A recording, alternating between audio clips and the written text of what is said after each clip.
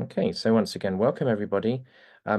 Delighted once again to have my close colleague and friend Axel Gudmundsson with us this evening. And Axel's going to give us a compelling and an exciting presentation in a moment about the sheer power of the Davis learning strategies as a vehicle for unlocking the full learning potential for neurodivergent and neurotypical children at the same time in a primary school setting. Just a brief word about Axel. Axel is a seasoned professional with over 20 years of experience as a Davis program facilitator and trainer. His diverse background includes a degree in arts, extensive psychotherapy training, and a wide range of experience in human development, publishing, and self-help initiatives. Axel began his career by founding Mannrektin, is that right? Well pronounced, yeah. In Iceland, where he developed courses on eating disorders, and he later co-founded the publishing company Vöxtur, Yeah. including introducing Icelandic audiences to transformational books like Men Are From Mars, Women Are From Venus, and To the Gift of Dyslexia by Ron Davis. And certified as a Davis dyslexia facilitator in 2002, Axel founded Gifted Dyslexic, now operating internationally, and established Davis Dyslexia Association Africa to train and support facilitators across the continent. And as a Davis workshop presenter, he has impacted educators, parents, and specialists worldwide through his public lectures and training programs. So, Axel, over to you. Okay, thank you very much. It's a very generous introduction. So what I intend to do is to share a presentation. I love kind of PowerPoint presentations, and I hope this will be entertaining for you all. I'm going to optimize for video sharing, and we will share this and go to the first page here, which is there, and play slideshow. I am hoping that you can now see a full page intro. I'm just checking what we can see as a little bit of lag on Facebook. So I'm just viewing whether, yeah, I can see that it's all right now. Okay, so what we're going to talk about tonight is the Davis Learning Strategies, a 12-hour workshop for mainstream teachers and for parents. And we'll talk about a bonus offering at the end as well. Let's start with a brief history. The 5-day Davis Dyslexia Correction Program was initially developed in the 1980s, almost 40 years ago, as a remedial intervention for adults. It was soon adopted to help children as well in a one-to-one setting with over 90% success rate. And during lockdown, during the COVID lockdown, we moved it to be available online as well. Finally, in the late 1990s, the Davis learning strategies were developed to teach reading in regular mainstream classrooms, complementing phonics instructions. And that development in the late 1990s resulted in or culminated in this study in the USA, which was published in a peer-reviewed journal in 2001. And the control group in the study showed the similar results as the national average, which is 15% special needs referrals, 80% average kids, and then 5% gifted referrals. In America, they also stream children for gifted accelerated learning programs. And in the 3 Davis classrooms that participated in this study, there were a number of schools involved in the development of Davis learning strategies, but only 3 classrooms, different socioeconomic background, were included in this study. And in the first Davis classroom, we had no special needs referrals and 10% gifted referrals. That's double the national average of gifted referrals. Second one had, again, no special needs referrals 2-3 years after the school started using Davis learning strategies. And now 20% gifted referrals, which is 4 times the national average.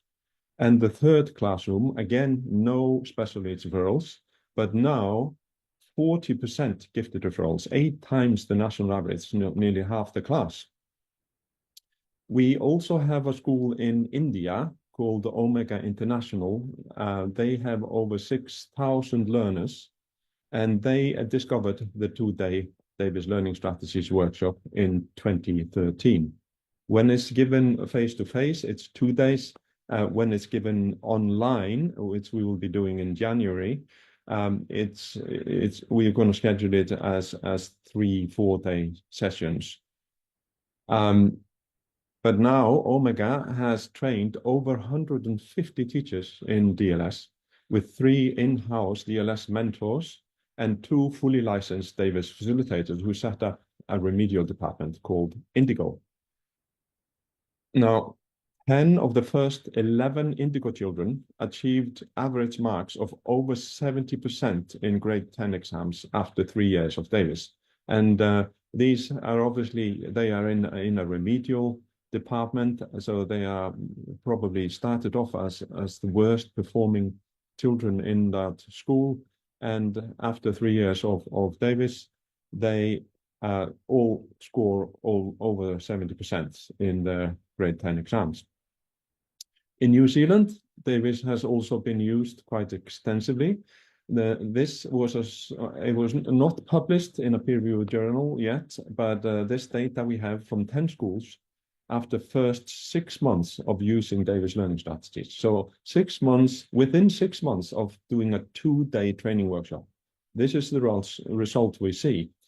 Partial DLS results in up to 60%, an average of 60% of failing 6 to 8-year-old children now succeeding. So this is a drop in remedial requirements of 60% within 6 months with partial DLS. What we mean by that is that they were only using the self-management, what we call the focusing strategies of DLS, and still saw 60% drop within 6 months. If in schools that were using whole DLS, that means the focusing strategy and everything that I'll be talking about tonight, then we saw 80% drop in special needs referrals within 6 months, which I think is extraordinary how quickly this affected this change. Now, there were 2 schools in that cohort that had been doing this for a number of years. So from 2014 to 2018, there was a school called Waihao Downs, and another school that had exactly the same results essentially as Waihao Downs. But in New Zealand, they introduced what they call national standards for learning. There's a standard where they expected each child to be at each age.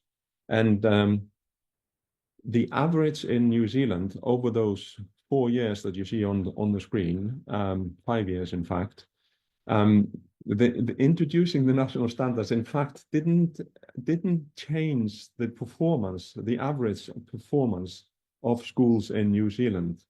But the Davis Learning Strategy schools, Waihao Downs was below performance in 2014, which is one of the reasons why they decided to try something like Davis Learning Strategies.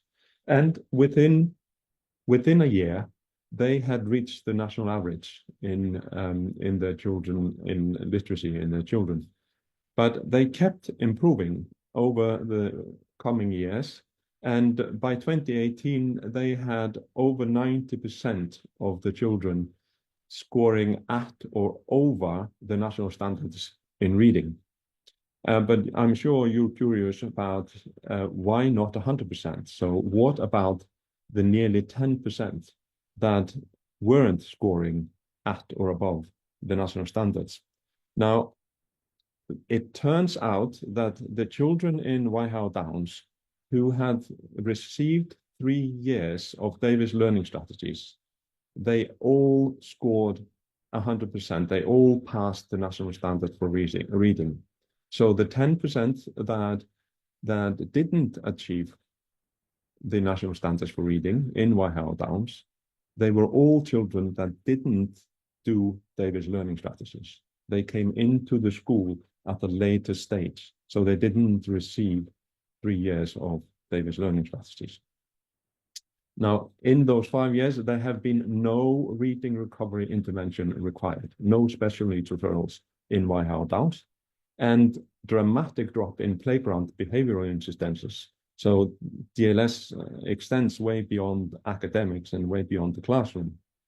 Now, how do we achieve this? First, we talk about Davis focusing strategies. That's the thing that just on its own will result, or in New Zealand, resulted in a drop of 60% in special needs referrals. Now let's look at what learning is made of. Here we can see it's called the pyramid of learning. At the pinnacle is academic learning, and that is based on and daily living activities and behavior. That's all things that we want to influence in our school children. That's what we call cognition, intellect, all these 3 aspects. But those 3 aspects, in order to succeed in them, you need to they rest on perceptual motor development. And if you work in remedial or you have a remedial child, then you will recognize, auditory language skills, struggling with pronouncing words. Visual spatial perception can be dodgy. For example, in dyspraxia. Attention center functions, so it's like ADHD. Hand-eye coordination, again, dyspraxia. Ocular motion control, that's like tracking, eye tracking. That's obviously important for academic success. And postural adjustment, which again ties into just being aware of your body. That all, again, builds on sensory motor development. Body structure awareness, body schema, reflex maturity, input screening ability. That's something that autistic people tend to struggle with. Selectively take in stimulus. They get overwhelmed because they take in too much, resulting in very high intelligence, actually, but not necessarily very well organized or accessible to them. Postural security, that's about the body. Bilateral body awareness, that like crossing the midline, for example, very common amongst children that struggle with learning, that they are either mixed dominant or often left-handed. Motor planning, complex new activities, but all of this is built on our sensory systems, and this is where you may really recognize these things. The five senses that most people recognize: smell, sight, sound, taste, and touch. But here in this pyramid, we include the vestibular, which is sense of balance, which is mainly the inner ear and the eyes, and the proprioception, which is awareness of body, both physical muscle movement and internal operations in the body.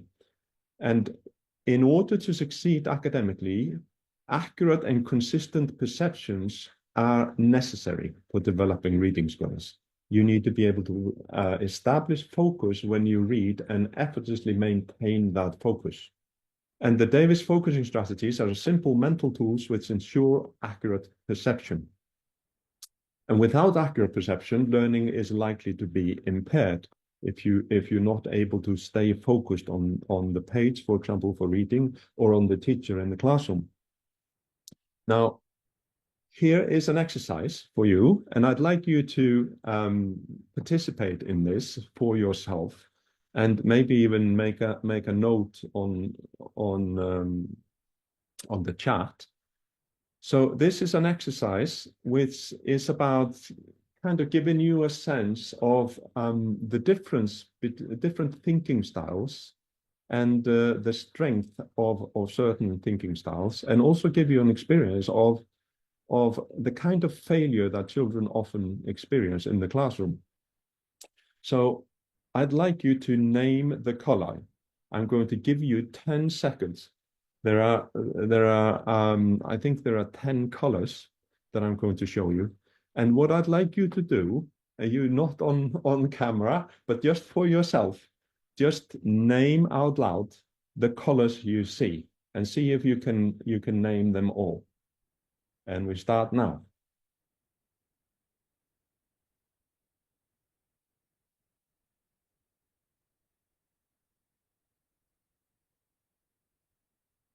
Okay, 10 seconds. I expect most of you managed to keep up with the colors as they were shown on the screen, and which meant that you could name 10 colors accurately, one per second. Now I'm going to give you another one, and this one, what you're going to name again are the colors, but this time it's not squares. They have a different shape, the colors. They're actually shaped into words. And let's see how that goes. I don't want you to name the word that you see. I want you to name the color of the word. Okay, we're starting now.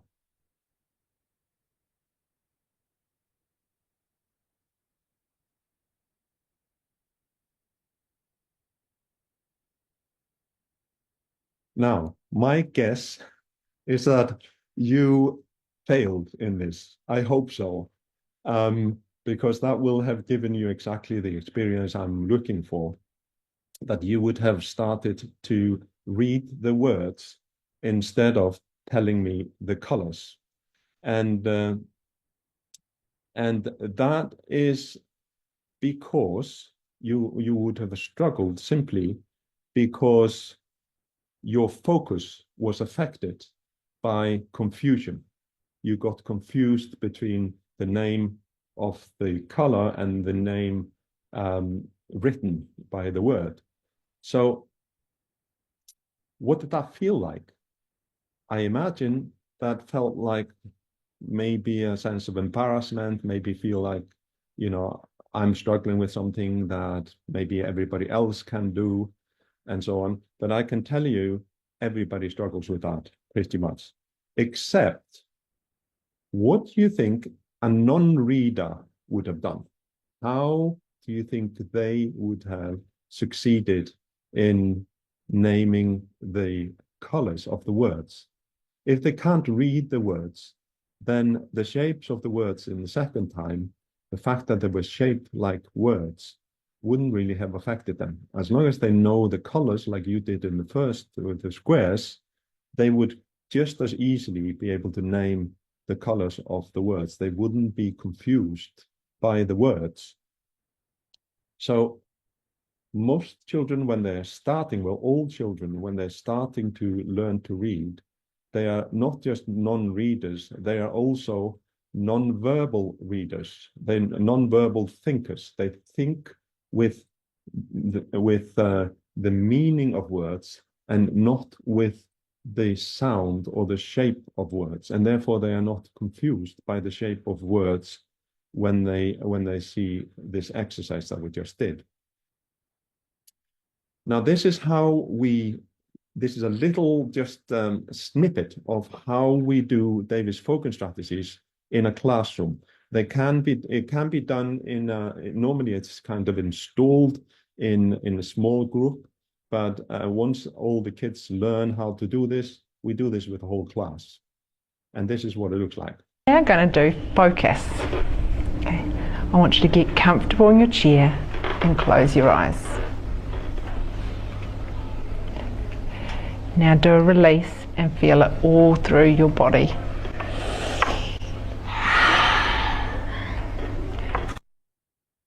So there you could see release And then they do a particular focusing exercise, which actually happens in their mind and not easy to show in video. Okay, Fergus, focused and stand on one foot.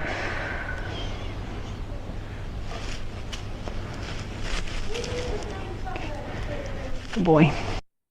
And these are hand and eye coordination exercises that require focus. The children balance on one leg. And in order to maintain balance, you have to maintain focus. When you lose your focus, you lose your balance. And that's why this is very good for reinforcing focus in the classroom.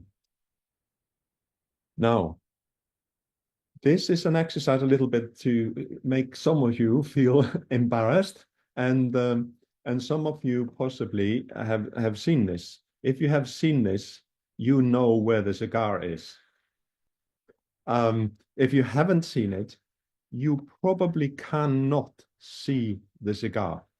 And this is an exercise that will teach you that as children, we need to learn how to see, how to distinguish what is what.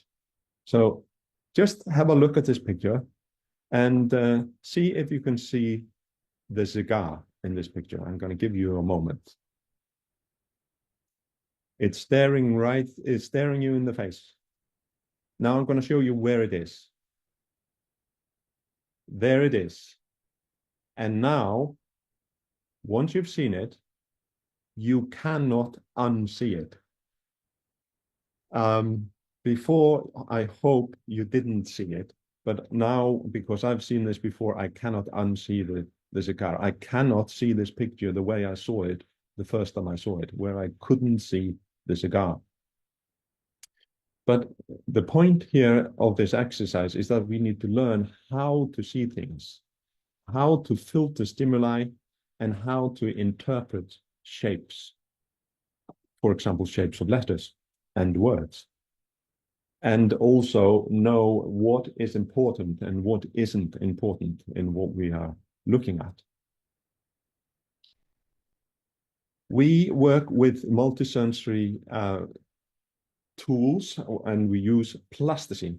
And the first and basic exercise we do is basic kind of plasticine modeling skills. And we want the children to recognize shapes, the names of shapes and so on. So we get them to make these shapes in plasticine. And then we play games talking about, you know, horizontal, vertical, diagonal, curved line and straight line and opposite, and a lot of the words that we will need to use in describing letters. Then we in Davis, we are very conscious of words, what they mean, and the confusion that words can create. So if I say, put the circle in front of the square, what would you do? Just think about that for a moment. Does that mean on the left or on the right, on top, or maybe even below? It depends on how you think of in front. What does it mean? If we're thinking about the reading direction, then in Western languages, that would be on one side. If you're thinking about, for example, Hebrew, then it would be on another side. If you were maybe Chinese, it would be in another place. If you're thinking about being kind of below the screen, then the square is now further away than the circle. So now the circle is in front. But the key thing is that there are lots of different answers to a question. And it's very important to explore those answers and the children to experience that a lot of answers may, you know, even though they're not what the teacher expects, they can be right. This is a quote from Albert Einstein. He says, if I can't picture it, I can't understand it. And we'll come back to this idea in a minute. This is what we call two thinking styles. There are essentially, Howard Gardner talks about multiple intelligences. but they are all in a Davis view, they're all based on two separate thinking styles. Now, in terms of thinking styles, we need to explore a little bit the difference between an image and a symbol. This is an image, and I'm sure you know what this image is of. If I ask you what this represents, I'm sure you will think it's a jumping girl. And any child down to maybe age of 3, as long as the child knows how to speak, it'll be able to tell you that this is a jumping girl. Now, this shape is fairly similar. But if I ask you what this represents, I might get a lot of different answers, just like with the circle and the square. And a lot of them could be right. You might tell me it's an X. That would be correct. You might tell me it means a kiss. That would be correct. You could say that it means wrong. That would be correct. It could mean no entry. And I'm sure you could come up with a lot more answers to that question if you engage your creativity. The key thing here is that one of those things is an image and the other one is a symbol. And an image, we have already learned what it means because it looks like what it represents. A symbol has a meaning, but it doesn't look like what it represents. An X does not look like a kiss. It does not look like a sound. So symbols are tricky for that reason. And Einstein would have struggled a bit more with symbols than he did with images. But let's look at this one. This is, some of you may have seen this before. This is kind of a in between a symbol and an image. It's a stylized image.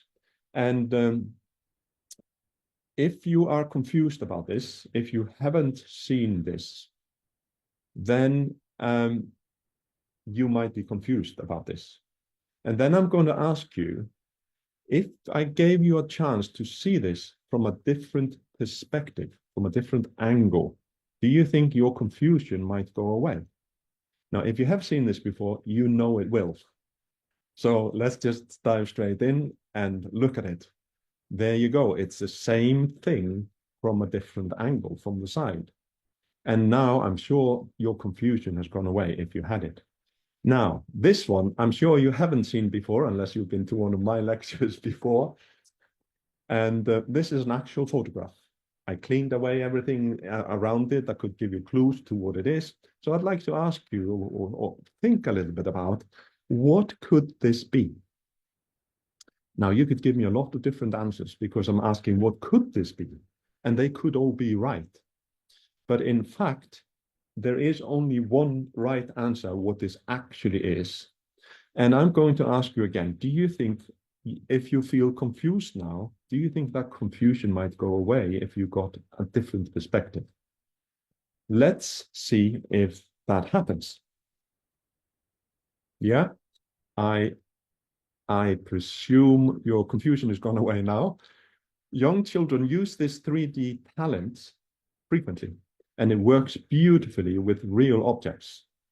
But when it comes to 2D symbols, when this 3D talent is used on 2D symbols, it can cause problems. Here's a 2D symbol. And if a person has developed this skill of manipulating images in their mind to see them from different angles to clear away the confusion, they might try and apply that to this one. And now, does the confusion go away by seeing it from a different angle? No, it doesn't. The confusion increases, and this is the most common dyslexia symptom. They could do this. Again, it's the same shape, just from a different angle, different perspective. And again, the confusion increases. And here, again, confusion increases. And this is the most common problem with dyslexia, like seeing the letter S from different perspectives, not being sure which way it goes, seeing a lowercase n as a lowercase u, or lower uppercase M as a W upside down. So there's lots of confusion, and this can cause this particular thinking style and this 3D talent. But all symbols have three parts to them. That's another aspect to this puzzle. Like there is a letter, and it has a written representation. This is what the letter looks like on the page or on the screen. It also has a name. It's called an A, just like we call it in the alphabet song. And the letter A also has a meaning. And that's the sound of the letter A. And here you can see the letter A can have at least 1, 2, 3, 4, 5, 6, 7, 8 different meanings. It can mean A as in apple. It can mean A as in 8. It can mean ball, or as in ball, or as in barn. It can mean, say, air as in air. It can say E as in private. It can say like in about. Or it can say nothing at all, as in bear. So this can be very confusing for children when they're starting to learn. And this is why you can see that letters have lots of different meanings, lots of different sounds, particularly the vowels, and that depending on the context. Now, but letters actually only have one name. That letter is an A. And this is why in Davis, we use the actual names of the letters, because that is simple. We then do letter mastery. We use plasticine, we use the clay, and the children form the letters in clay, and then they use focus to anchor in the letter. And of course, this is multisensory, and here you can see how they anchor it in. You are uppercase A. All right, good job. Have a seat. Very quick and easy. Then we move on to alphabet mastery. And we use the alphabet to almost like a measurement, like a gauge, to check if there is any confusion in the child's memory of the letters. And here you can see, I'm sure you'll have a question about why this is back to front. We've done the uppercase alphabet the correct way around. And we just don't want the child to have the lowercase a and the uppercase a in the same place in their mental image. That's really the only reason why we have it back to front. So the A, uppercase A, would be in the place where the Z is in this picture. And so we just want to make sure that they are not confused between uppercase and lowercase. That's the purpose here. And here you can see this girl, she's practiced this alphabet quite a lot, and now she's reached almost level of mastery. So she can recite this alphabet from memory, from her mental image with eyes closed. Okay. Z, Y, E, W, V, U, T, S, R, Q, P, O, N, M, L, K, J, I, H, G, F, E, C, D, C, D, B, A. There we go. And now, words are made out of letters. But when we're writing, we don't just use letters. We also use punctuation marks. And punctuation marks are also symbols. So they have three parts to them. They have a written representation. They have a sound, which is a name. This is a question mark. And they have a meaning, which is like, okay. That's what the question mark means. But it also means something else. And we'll see that here in our sample of punctuation mastery. Here they are mastering the question mark. You are a question mark. Okay. When I am reading When I am reading and I see a question mark, and I see a question mark, I come to a complete stop. I come to a complete stop. All right, does that make sense? Does everybody clearly see what you do when you see a question mark? Yeah, a question mark is a group of special punctuation marks that are stop signs. And for a child, I'm sure you as a parent or a teacher have told children that these stop signs, they are for breathing, but they're not actually. Most of the time when we read quietly to ourselves and breathing doesn't come into it. So, but we still need to stop at the stop signs because they mean the sentence is complete. And what that again means is that each sentence is a complete thought. And for someone, for a child or an adult that thinks in images, which we all do when we are born, that means you need to picture what you read. The picture is complete. That's why we stop. Let's move on. We master dictionary skills. Even in we do dictionary skills at the age of 6, sometimes at the age of 5. And here's an example of what we do in that. We give a child a dictionary, pointing out the guide words on each page. Have the child look up one syllable word. But once they've mastered the alphabet, that isn't very hard. And then have the child read the entry. I'm assuming they know how to read now.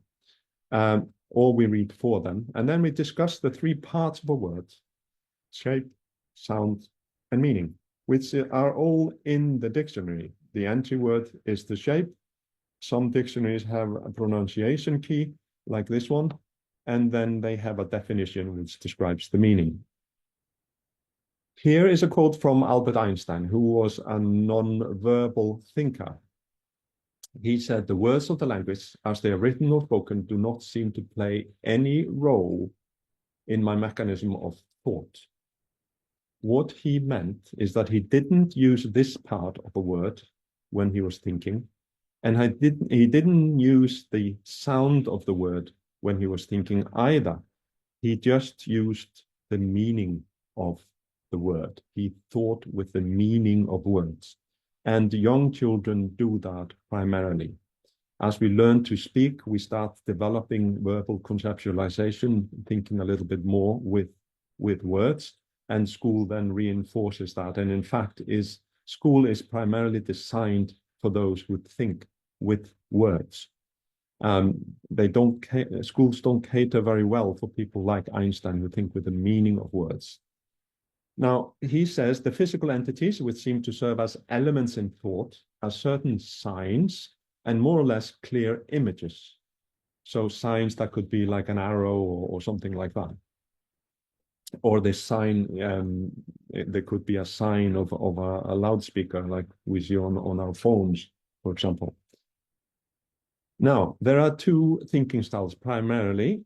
That one is what we call a verbal thinker, thinking with generally the sound of words, like talking to yourself in your head, and non-verbal thinkers. And children, when they're starting to read, they tend to be non-verbal thinkers. We are starting to develop verbal thinking. Now, are you a non-verbal thinker? Let's find out. I'm going to name a few words and see what happens in your mind. So I'm going to say house. What happens in your mind when I say house? Do you see a word? Do you just hear a word? Or do you see the meaning of the word? I'm going to say another one. Mountain.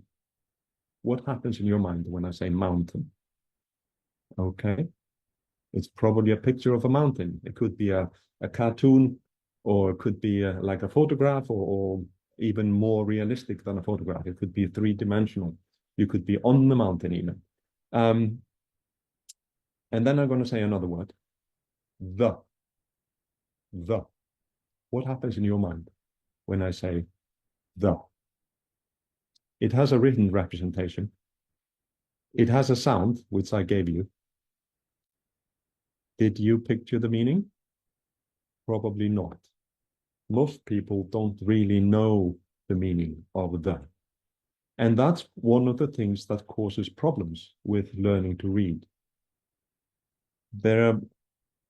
We often call them high frequency words, and I'm going to show you what the means.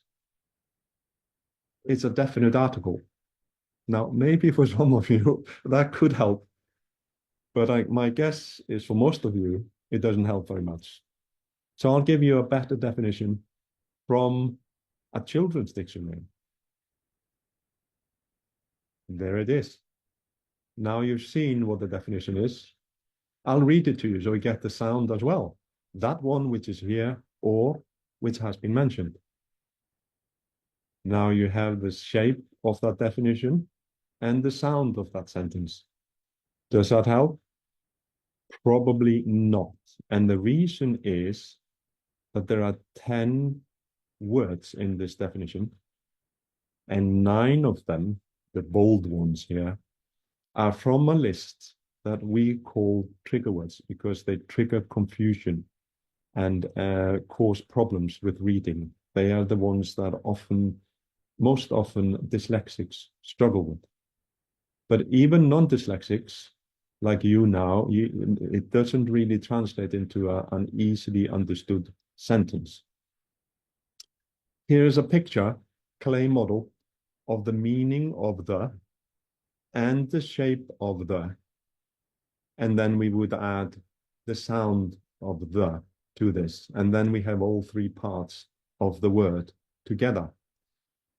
This is what I use when I give a presentation in person, when I have a projector, and then I will say, the projector is on. And then I ask, which projector am I talking about? And there will be someone in the audience that says, that one. And I say, oh, that one which is here, which is the definition. If I do it with you, I could say, the device is in front of you. Which device am I talking about? The device you're using to view this webinar. And where is here? That's where you are. There is another part of the definition which says that one which has been mentioned. So I could say I have a car, and then I can say the car is in my garage, or it's actually parked outside. But you know which one I'm talking about. And that's what the definite article actually means. The means you know which one I'm talking about. That's what it means. Here is just a random text, and I'm going to show you of these words that we could call trigger words. They are often called high frequency words. Teachers call them sight words a lot of the time because they expect children just to recognize them on sight because it's difficult to picture the meaning.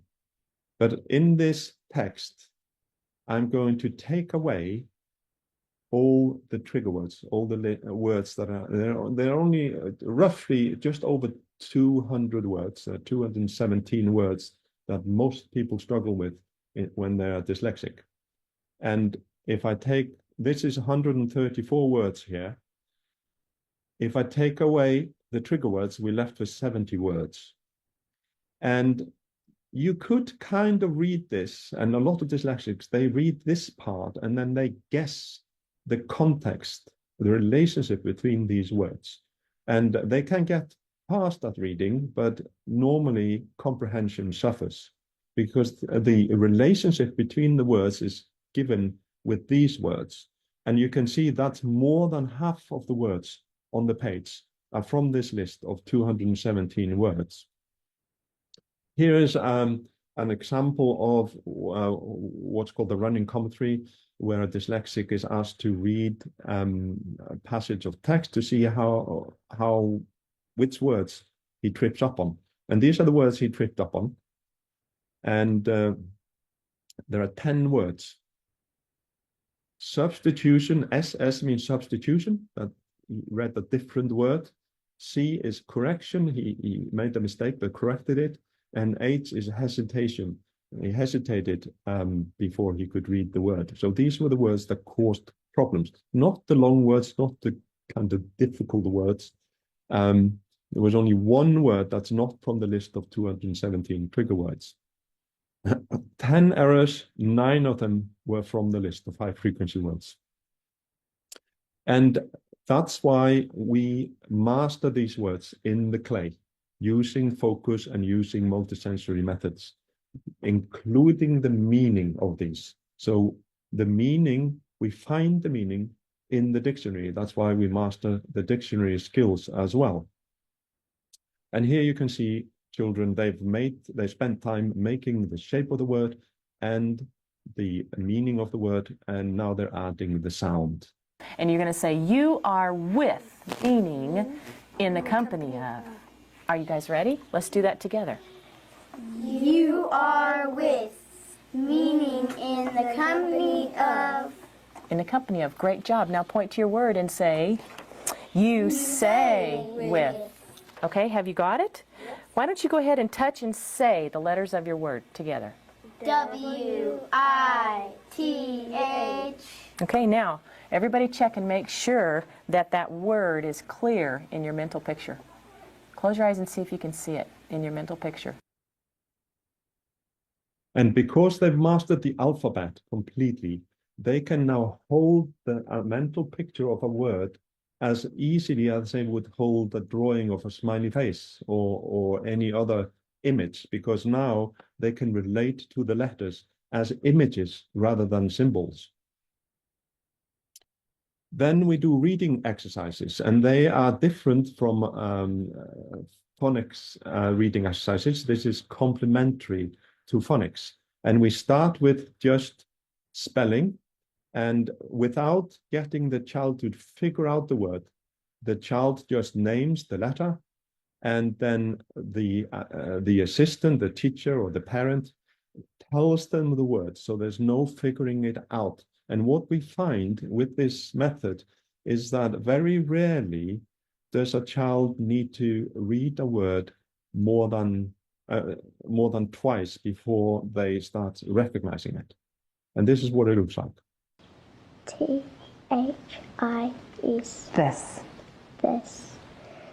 F-I-S. is Is. T-H-E. the. The. F-I-S-H-I-N-G. Fishing. Fishing. B-O-A-T. And you can see that they are using the names of the letters, and they are just clocking the letters and then hearing what the word is, and that will help with spelling as well. And as long as they are focused while they are spelling it and hearing it and repeating it, they are likely to recognize the word next time they see it. And of course, the exception is those simple words that I've mentioned, those 217 words that cause problems, and very often names, because what children tend to do in terms of making sense of words is to anchor them into something that they recognize, like a fishing boat is easy to picture, and that's how they recognize it. They anchor it into the meaning of the word, and of course they're recognizing the shape of the word as well, and they are recognizing the sequence of the letters, not just the shape. With this exercise, we are training them. We're training them to recognize the letters in the word. There is another reading exercise called Sweep, Sweep, Spell that builds on the first one, and this is what that looks like. Look, Mom, said Sam. Can we go in the here? And you noticed there were a couple of words there that the child made a mistake here.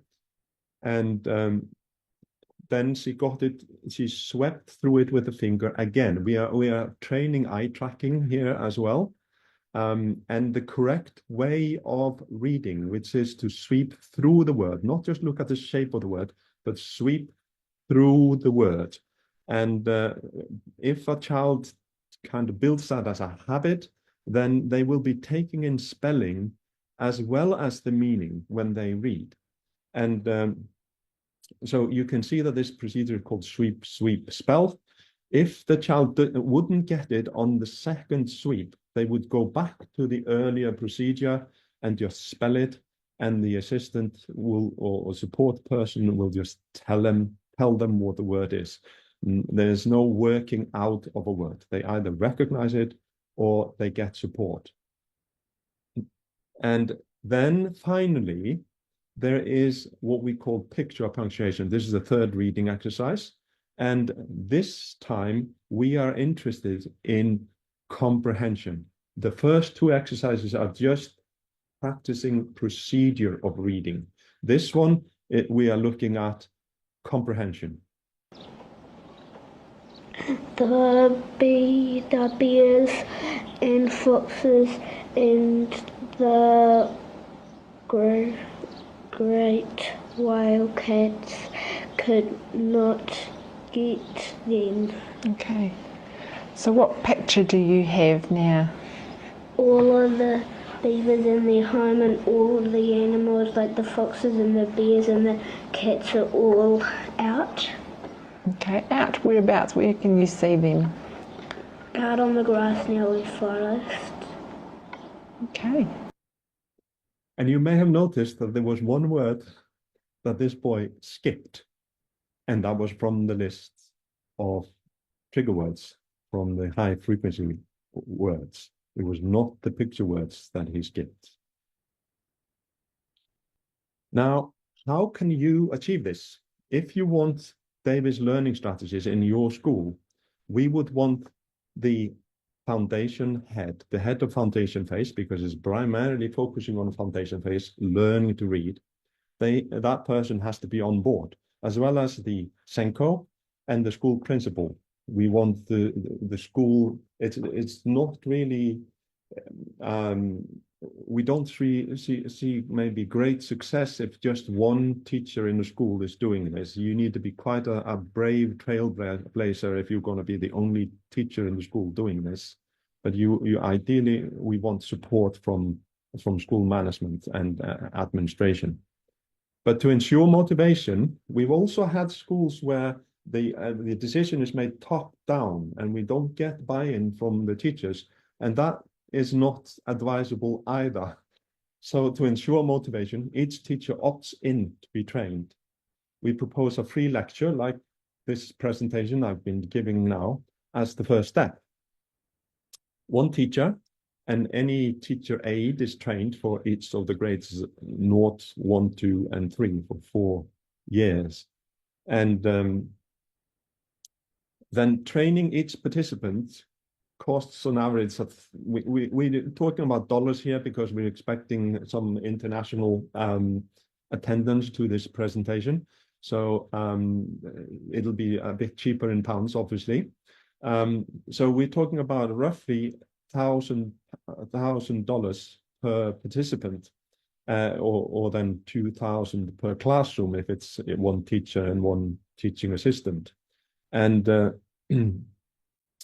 so the total of training 10 participants is then 10,000. And what we're including here is materials to use in the classroom, like plasticine and various resources that are needed in the classroom.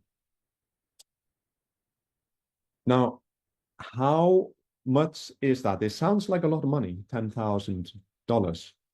But if a teacher stays in its role in the job for 6 years, then you can spread the cost over 6 years, because that teacher does not need to be trained again. And we're talking about 6 years because most teachers stay in their job for an average of 6 years. So that's a reasonable thing to think about.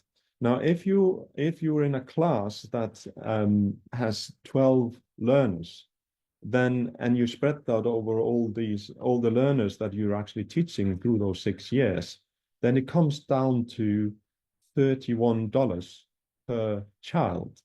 Now, if you have 24 learners in a classroom, then that averages out as $16 per child. If you have 48 learners, like a lot of African schools have, then it's down to $8 per child after 6 years, if the teacher stays in their role for 6 years. So spreading $10,000 over 6 years with 24 learners comes to about 16 pounds per learner.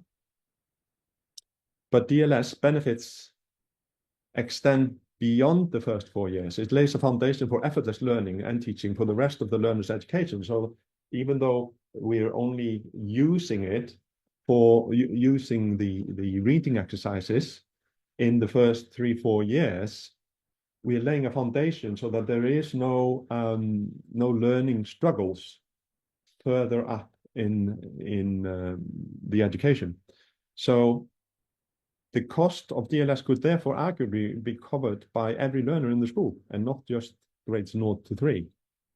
If we do that, then the cost would drop to $8 per learner each year in classes with 24 children. I'm talking about 8 grades with 24 children in each class.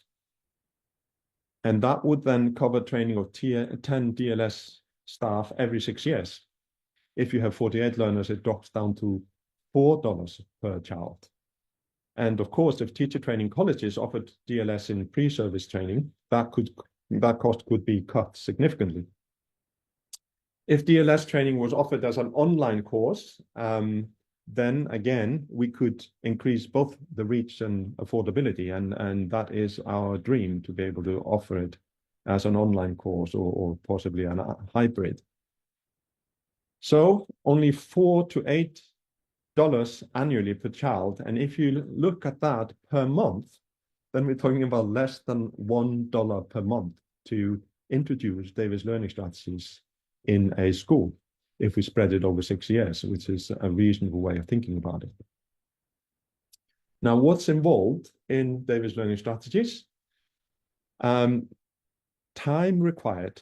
In reception, it tends to be roughly 20 minutes a day. And in year 1, 2, and 3, about 30 minutes a day. Here you can see how we do this. The focusing strategies, they are mastered early on in reception, 5-year-olds, and then reviewed for the rest of the year, and then used for the rest of that person's life, in fact, because these are tools that we use in our daily life. Basic clay modeling skills are mastered in the early beginning of reception and then used from then on.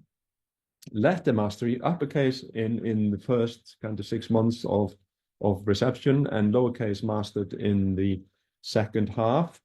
And the alphabet mastery, again, as soon as we've mastered the letters, we go into the alphabet, and then that's reviewed in year 1. It's mastered in reception and reviewed in year 1. So by year 1, every child knows every single letter without any confusion. Punctuation mastery, we do the stop signs in reception, and then any relevant punctuation like quotation marks and brackets and so on, exclamation marks. Oh, that's exclamation mark is a stop sign.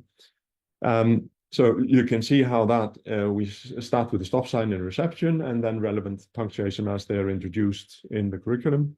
Dictionary skills are introduced in reception, second and or kind of towards the end of reception, and then mastered in year 1 and used from then on. Simple mastery is introduced. That's simple mastery of words. And that's introduced in reception as well. We do a few words in reception, maybe 10 words. And then that skill is mastered in year 1 and used throughout the remaining 3 years. And in fact, that simple mastery can be used for mastering various subjects as well, like geography or biology or anything, certainly maths. So it can be used throughout education. Mastery of basic words, we do about 10 words in reception, and then about 75 words a year, 2 to 3 words a week throughout the remaining 3 years. Of course, it can be done quicker if you, for example, a parent working with your child, but this is how we found that it can be integrated into the timetabling of a school that's doing phonics as well. Reading strategies are introduced in year 1, early in year 1, and then used from there on. And there is a little bit of admin load. A lot of teachers ask, you know, what does this mean in terms of admin on top of my work? Can I make this work? And we have mentoring included, in fact, in when we talk about $1,000 per DLS workshop or DLS training, then mentoring for the first year is included. And in that is we start with a one-to-one teacher interview for an hour, where mentor explains to the teacher the mentoring structure, the daily logs, monthly reports, and 3 annual mentor meetings and a year-end report, which I'm going to go over on this slide. And there's a classroom report so that the teacher actually tracks the children, which words they've mastered, which letters they've mastered, and so on, which is a useful thing for a parent or a teacher to do anyway.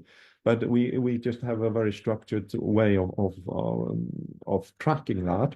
So teacher fills in monthly report every month, takes about 20 minutes, summarizing the daily log. And then the mentor evaluates that and supports, gives feedback on that. Then there's joint mentor meetings 3 times over the first year, and where we are kind of discussing progress and challenges and troubleshooting any issues that come up. Then classroom visits as well, 3 times a year. That could be through on-site visits or via Zoom. And then mentor reports to Davis International about how things are going in that classroom. And then individual consultation as needed, up to 1 hour per teacher per year.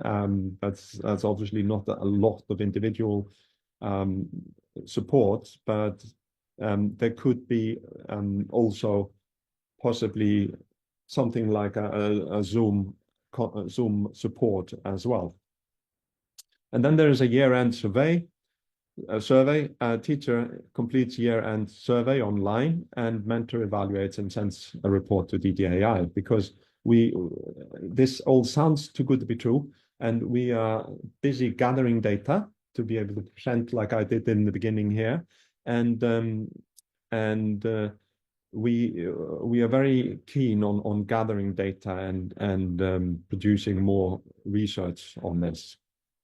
Now, there is Davis Learning Strategies in India in December, 6th to 7th of December, not in about 2 weeks' time. And but that is on site, that's not online. And you can see here, there's if you look up Pretty Venkatesan, you can or write down the phone number that's there, and then you could register for that one. But we're also running an online Davis Learning Strategies workshop. That will be me and Pretty together in doing an online in January. And that's a 12-hour online workshop, 10th, 11th, and 12th of January. And that runs 4 hours a day, 9 to 12 p.m. 9 a.m. to 12 p.m. UK time. And there's a bonus access for that workshop to something called To Learn to Read. And that is, this is me explaining what that is. Now I'm just going to run this video quickly. It takes 3 minutes. Alongside the Davis Learning Strategies for Teachers, the Davis Dyslexia Association created a kit for parents to use at home to teach children to read using the Davis approach.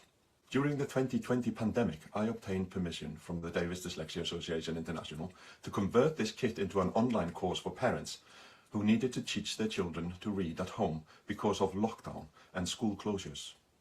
This course is still being tested and is therefore free to use at the moment. Once we have proof that this course is as effective as the other Davis solutions, we intend to offer this online course as a unique charity project.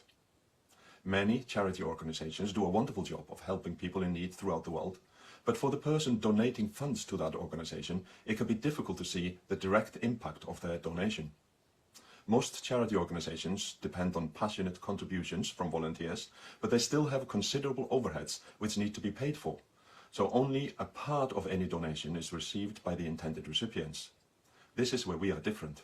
A family who can afford to pay around $100 for the course receives a voucher which they can donate to a family that cannot afford the course. The two families join a free online Facebook group for peer support, where they support each other and meet other families doing the same. This enables a family to ensure that their child learns to read in a playful, creative, and effective way, while at the same time empowering another family to do the same with their child. Not only does the sponsor family get to see the results of their charity donations in real time, they get to personally ensure the success of their donation by working directly with their supported family. So, to help us help others, I appeal to you to help your child. Sign up to Learn to Read and receive step-by-step guidance on how to teach your child to read in the most effective way available. By doing so, you can be the change the world needs so desperately and potentially spare your child years of pain at school. Okay, and that's where my presentation stops, and maybe Richard wants to jump in here and talk about the cost of the Davis Learning Strategies, because we've been talking about $1,000. In fact, we're offering a special rate for the January workshop, and I'll pass over to Richard to talk about that. Great, thanks, Axel. So I can briefly share just some details about that, and I just dropped also into the chat just the link, the registration link. So if you're on Facebook, at least not on YouTube, but if you're on Facebook, then in the comments you'll see there's a link to the sign up page for the workshop. Can I just jump in here quickly that to say that To Learn to Read, we have got already a lot of participants signed up, and so we've actually closed a sign up to that, except for the ones that are doing the Davis Learning Strategies workshop in January. So that if those who are already signed up retain access, the retain access, yeah. New access is only for people who, as a kind of an add-on to, as an adjunct to joining the workshop in January. Yeah. And so here it is. This is the Davis Learning Strategies workshop, a 12-hour immersive training for primary school teachers and parents. And it's on the 10th, 11th, and 12th of January, as Axel said, from 9 a.m. to 1 p.m. That's UK time, which is Greenwich Mean Time, or UTC +0, if that means anything to you. And the normal price of attending is £475. But until the end of November, apologies, there's a mistake there, it's not Tuesday. Until the 30th of November, there's an early bird saver of £295. So do take advantage of that. If you know that you're going to be able to attend, then make sure that you sign up by the end of the month, by the 30th of November. That really helps us in terms of planning, in terms of dispatching the kits, in terms of preparing for the numbers that are going to be there. hence the kind of the generous early bird for that. If you can't decide by the 30th, then you can sign up afterwards, but that will then be at the full rate of 475. I could also say a word about the one-to-one Davis programs. Would that be useful to add in? Yeah, I think so. Okay, so just going back to that.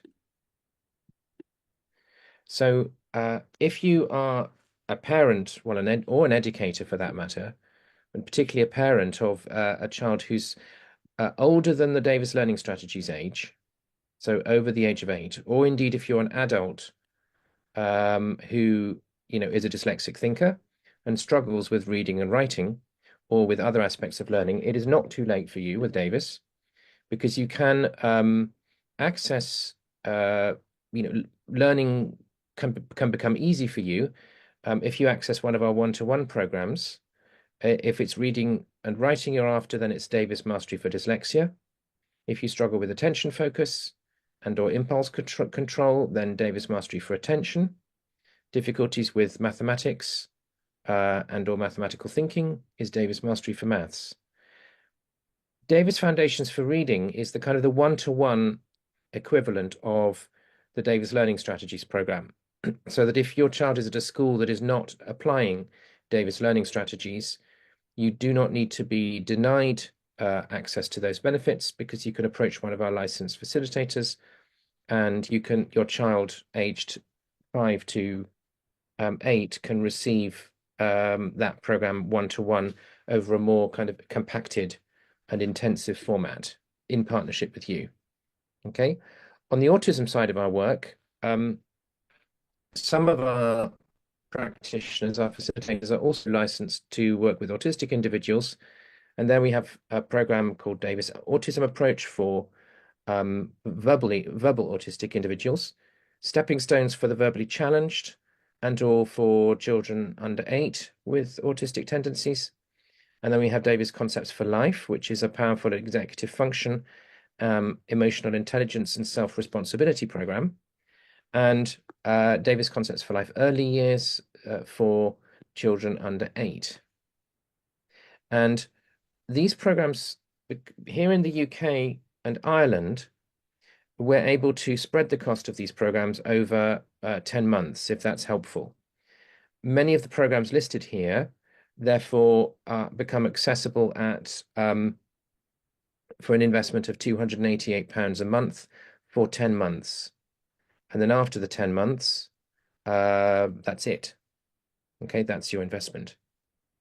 Okay, and so the first step would be to book a free expert consultation with one of our colleagues from around the UK or Ireland. So there's a whole range of us. Here's just a small selection of the people who are around. There will usually be somebody reasonably local to you. If you, in a moment, I'll drop a link to the consultation kind of inquiry form into the Facebook chat, or feel free to private message us as well on Facebook if you want us to set that up. And then if you do private message us, let us know your postcode and just a short bit about the nature of your interest. And then we will research to find somebody who's close to you. Alternatively, you can follow the link and fill in a kind of a short form. And that's how that works. You do not need to do that in order to sign up to the Davis Learning Strategies workshop. If you know that you want to go ahead, then just follow the link already shared, and you can enroll here and now on that. Okay, so let's take a look. I'm going to drop that link into the chat in a moment. Feel free to post any questions if you're watching us on either Facebook or YouTube. We're going to pop in now to see what, if there are any questions that you're putting. And in the meantime, I'm going to post the free consultation link into the Facebook chat. Yeah, I can see there are already questions in the Facebook chat. and some of them have been responded to. Yes, we had a question about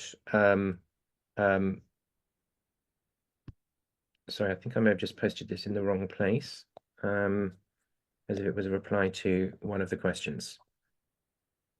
So I'll just post that also as a main message to everybody. Okay, so we had a question that I think has been answered about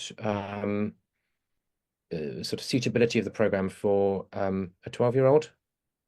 And so that would then be the Davis Mastery for Dyslexia program. Okay. Yeah. Yeah, somebody has asked if it's being recorded, and yes, it is being recorded. We will be sending the recording out to our contact database on the website.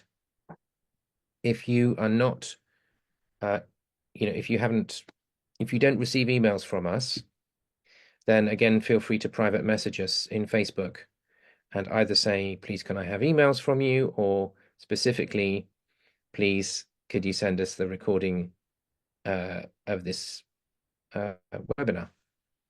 Okay, Yeah. so we'll make sure you get that. Here is a question. If this would be successful if I were to offer it as a private tutor for students who would work with me one-to-one outside of school. I presume, I don't know, it depends on the age, first of all. Mm-hmm. So this is, the Davis Learning Strategies is for younger children. And so 5 to 8 year olds. And if the child is of that age is learning to read, then yes. If it is a child that's already struggling, then it would need a deeper intervention, which would be a Davis program, one-to-one Davis program. Yeah. And yeah, exactly. So we do also. Yeah, sorry. We have a workshop which I haven't mentioned. If anyone wants to be really bold and hop on at the very last minute to one of our forthcoming events, we have a Gift of Dyslexia workshop coming up next week, the 26th to the 30th of November. And that is if you're, a private tutor working one-to-one with an older child, then that would be the workshop for you. So I'm just going to drop that into the chat. Yeah. And while you do that, there's a question here, will there be another session of To Learn to Read later in 2025? We are aiming to finish the trial in kind of mid-March, end of March. And then all the data will be reviewed, and then we aim to offer it. If we find that it's as successful as everything else that we do, then we intend to offer it. Now, the pricing that I mentioned earlier, kind of $90, $100, that is not fixed yet. It might be a little bit more. I don't know. And we actually were thinking of making To Learn to Read available for eight more people now, following this presentation. But that would have to be by invitation only. So you can contact us either through direct messages or email, and then if you're one of the 8 lucky ones, then you get into To Learn to Read for free. Great. We just had a nice, thanks Axel. We just had a really nice post comment on the Gift of Dyslexia workshop. Thanks for posting that in the comments. So, and I'm just scrolling to see if there are any more questions. Yeah, I can't see any more questions on Facebook. I don't think we have any on YouTube either. So, okay. Yeah. There is a question. What time of day is To Learn to Read program being offered? So To Learn to Read is an online course, freestanding online course. And what we're planning to do in January, in fact, is following the following the Davis Learning Strategies workshop, is that I am going to be available to learn to read participants for 8 weeks following that, for an hour a week as a troubleshooting and consulting session, and that will be in the evening in the UK, probably 6 o'clock or 7 o'clock, and but because it's a freestanding course, it's not a workshop, it's a course that's been digitized. Then you just do it at your own time, at your own pace. But we would expect people to complete all the modules in 8 weeks. So the way it will probably be structured in the future is that you subscribe to it and for 8 weeks, have access to it for 8 weeks at a time, and hopefully you will have finished. If you haven't finished by then you need to renew your subscription for another 8 weeks. Just in case, I think we've put a message in the chat, in the Facebook comments thread, just in case it was the Davis Learning Strategies workshop that was meant. That is running from if it's Pacific time, that would be 1 a.m. to 4 a.m. So that would require real dedication to do that. In my last Gift of Dyslexia workshop, I had a participant from America that was waking up at 2 o'clock in the morning. Had a number of very brave people who've done that. Yes. Yeah. Yeah. Okay. I'm going to also just drop into the Facebook comments a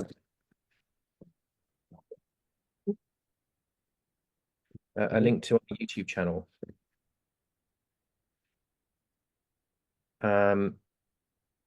Because there's a real selection of videos there about the Davis approach and about kind of linked approaches and what's the term I'm looking for? Like-minded videos by like-minded organizations and people as well as us. And so if any of you are interested, do take a look. It's a relatively new channel that we've just set up. Therefore, it doesn't have many subscribers yet. And we would love it if you would like to hop on and receive new content as we put it there. Okay. Yeah. And I also have a fairly extensive YouTube channel, and maybe I should drop that into the chat as well. And I've got a number of presentations and so on that. Hang on, no, that was the wrong one. This was you. No, it is mine. So Davis UK Ireland. I thought I pasted mine here. YouTube, share, copy, and comments, and paste. There you go. Yeah, I had done it. So it's in the chat on Facebook, the link to my YouTube channel. Okay, if we're not getting any more questions, then maybe we should draw to a close. Yeah, and thank you all for being with us today. And I think we'll do this again. Yeah, it was fun. Quite fun to be live on Facebook. Yeah, great. Okay, so wishing everyone a lovely weekend ahead, and bye for now. Yeah.